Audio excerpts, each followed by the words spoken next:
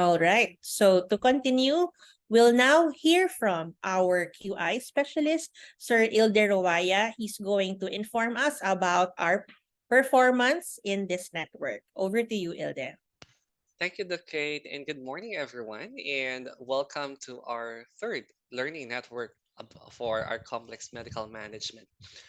This session, I will be providing perspective, story, and pictures about the importance of data to drive to a quality improvement change or initiative. My learning agenda for today will focus on giving you a picture what makes a data of greater importance in quality improvement. Discuss the available CMM cohort data based on the set performance measure and determine how we can move forward. And lastly, to enumerate ways how we can use that data in prioritizing our quality improvement change ideas.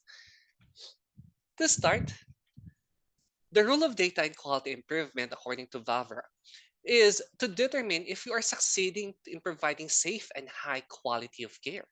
And we can say that if we are providing safe and high quality of care, we must be able to monitor the current system. And for our network, the systems that we are talking is all about complex medical management. And who are these? We are looking at persons living with HIV on their second and third line regimen, looking at how they are accessing um, viral load test, how they have access to genotype, how quality of care has been provided to them. And also from that picture of success, we can from that picture of system, we define success of implementation. We look at the small scale of success to a bigger scale of success. The data also will not just give us what's the current system, how we can proceed with that success, but this data will give us a good answer to the questions on our whys, why we are on delay on this part, why we have failed on this part, and how we can improve on it, and how we can learn from this experience. From that on, we can now look into it and prioritize what could be a good quality improvement initiative or a change idea that we can implement, that we are able, that is our control, that is within the scope of our practice. And that's the time we can use the data to make a well informed decision for our client and improve how we provide treatments for them. Now, let's look at monitoring the current system. Allow me to give you a short story how we have what run through with our quality improvement learning network. In a site level, for my perspective and for the project team, we look at percentage of sites or participants who have actually submitted their cohort data. As I mentioned, data has an important role in understanding the current system. During the first learning network, we just introduced to you how this complex medical management is defined. We tend to look at how we need to understand the performance measure and how we can look into data. And later on our second CMM Quality Learning Network, we discuss how we can be able to interpret data and use this data in a more simpler way. However, with that session, we have a limited buy-in from the participants who can submit actually with their number of cohort with their cohort of data. And in 2023, the team has created, we reviewed the performance measures and developed a how to collect a CMM data in a manual or electronic clinic data sources and such as OASIS and other data sources. We conduct orientations. However, virtual coverage is of limited. There are sites who have limited internet connection or poor internet connectivity that somehow lag their understanding how to generate the data from their cohorts from their um, clinic data sources. So what we did is that on December, we have conducted a site visit and we look at how we can help the sites, you as our participants, to for us to build our cohort of data, or we have to generate our data.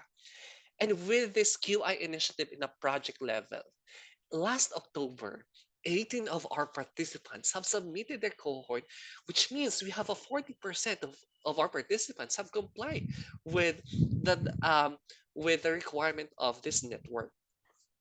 Looking forward, we will continue providing support for the sites because this is what our learning on the project's level.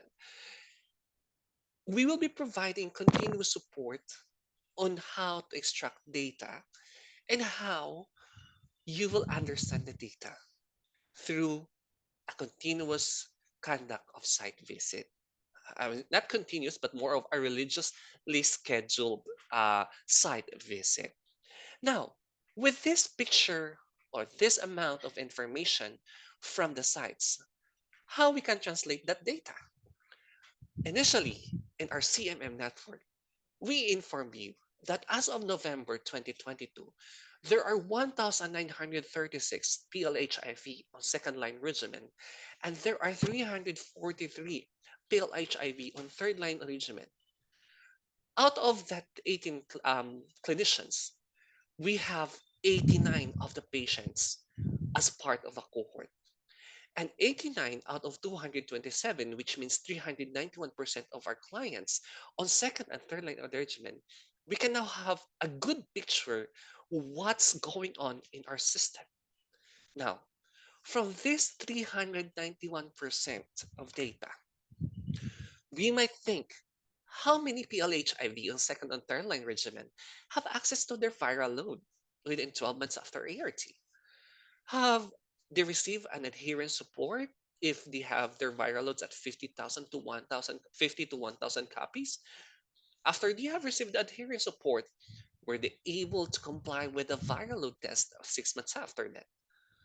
Or if this person is living with HIV on second and third line regimen with more than 1,000 copies, have they able to access genotyping or HIV drug resistance testing? Then after that was the information from the drug resistance and genotype testing was utilized or being a tool for the clinicians to have an informed switching of ART regimen. From that switch, was the patient have access to the viral load 3 months to 6 months after switching from ART regimen. That 3.5% may look be a small portion of the data, but it has a picture of success. The success story rounded from looking at the performance measures. Yes, we're just talking about 3%, but those 3% inform us that there are only 69.66 of them have access to viral load within 12 months. And those who have not access to their viral load has an average length in terms of days of 596 with minimum of 370 days after their ART initiation. It almost took them a year or more than a year or 2 years or even 3 years before they can access the viral load. Second, when we look at the performance measure number two, looking at if those number of patients have viral load, how many of them has the viral load of 50 copies or less than 1,000?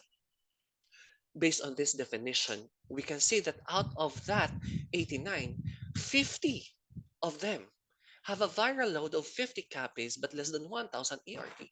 But only 46 have received adherence and support, which accounts to 92%.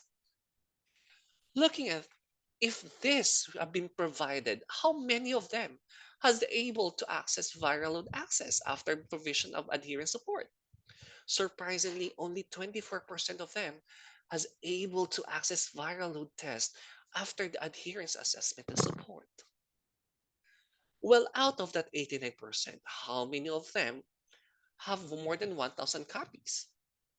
Based on the cohort, 25 of them have more than 1,000 copies, and only 9 of them have access to viral load, which accounts to 36%. Looking at this data, we can now picture out how we can use all learning from our quality improvement learning session 1 and 2 about the importance of genotyping and drug resistant testing to our informed care and proper treatment planning for our patients. Now, we move to the second, which is have those information from genotype or those who have access had been used to switch them, only five of them have been switched to treatment regimen. Okay, four of them has been not switched, so 20% were um, switched to regimen.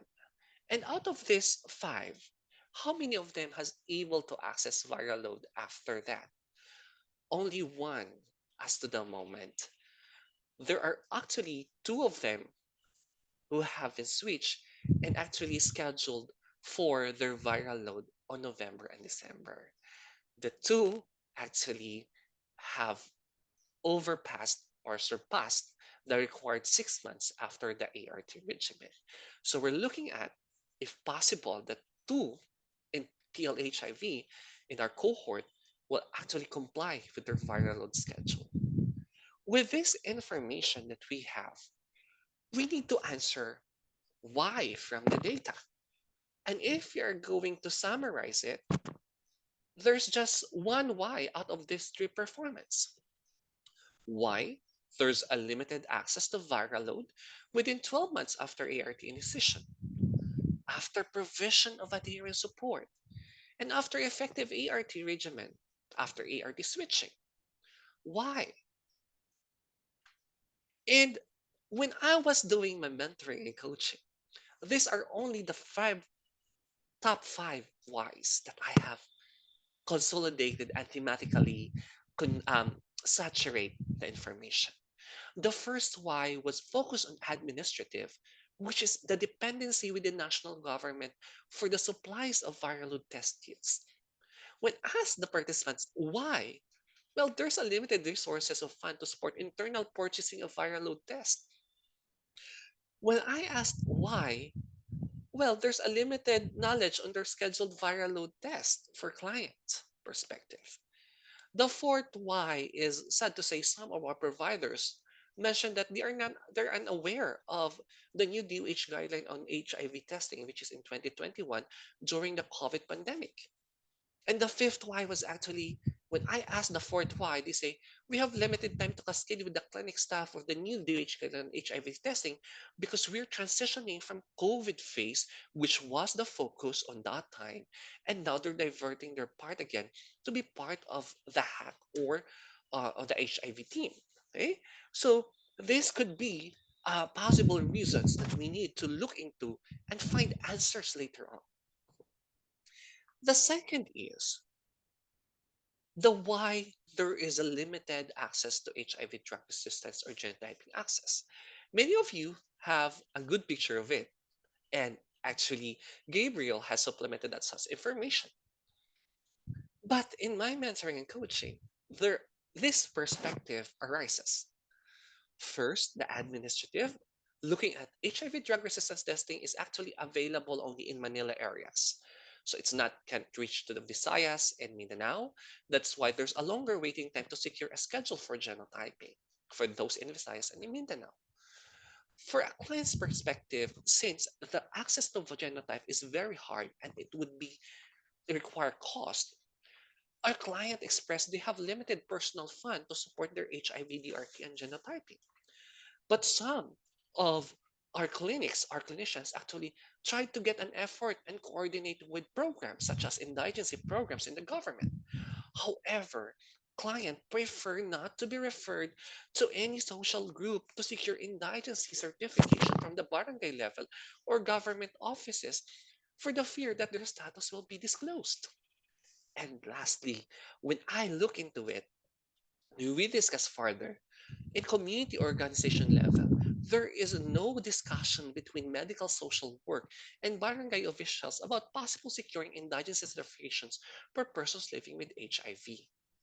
And this looking at from our data perspective, from that simple 3.4%, it gives us a big picture of a why, and it gives us a further reasons and why we need to improve our services, not just for the administrative client level, but also look into how we as a provider and in our community be able to contribute on this whys from our data.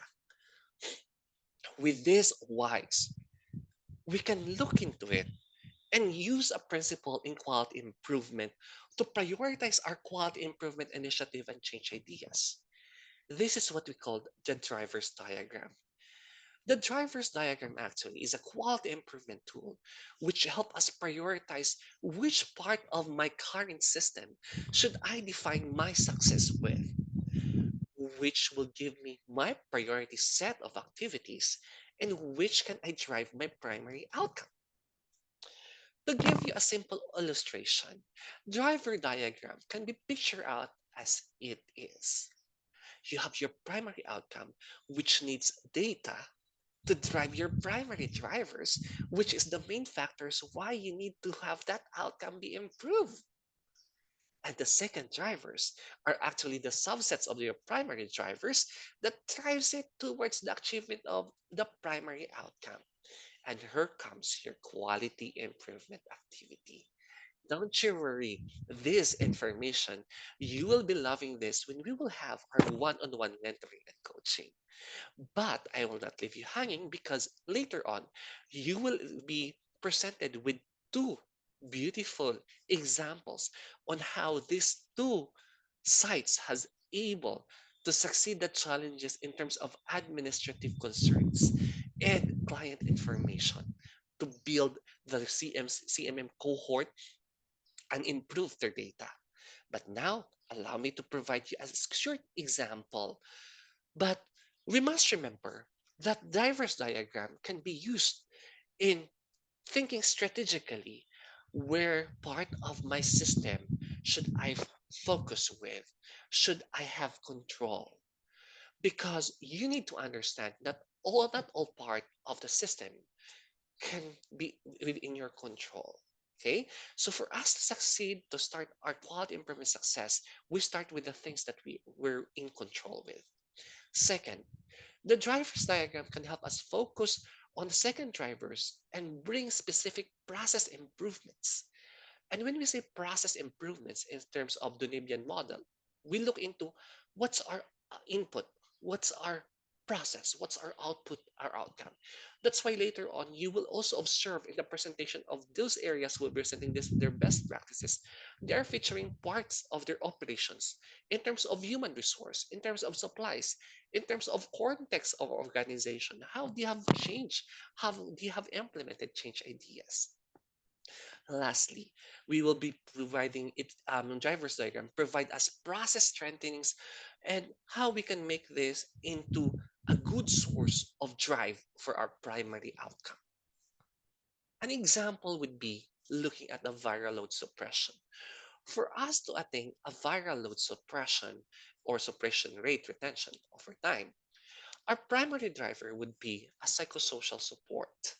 The psychosocial support is actually affected by having a good housing. Was the patient needs to have a history of substance abuse and needs to manage with substance abuse? Has the patient have mental health concerns that needs also to be addressed? There could be a primary driver for retention, like how appointments have been done. Was the transportation available for the patient? Is there a continuity of care that has been provided with the patient? Another would be the ARV adherence, like how we are providing treatment education, how this literacy information will help the patient adhere with the required or prescribed treatment schedules or treatment plans. Overall, looking at the rule of the data, how I extract success from the current system, how I define the whys and answering them the whys, and giving you an example how to use that whys to drive your quality improvement change, I want to leave you with this quality improvement quotation or process that if you cannot measure it, you can improvement. We must remember data will drive us to our primary outcomes, will ground us to what we can improve. Therefore, we can make sure that it should be measurable. Data is in place. This is the end of my lecture. I hope we can have a good support from the sites and improve our data management. Thank you, everyone. Thank you so much, Sir Ilde.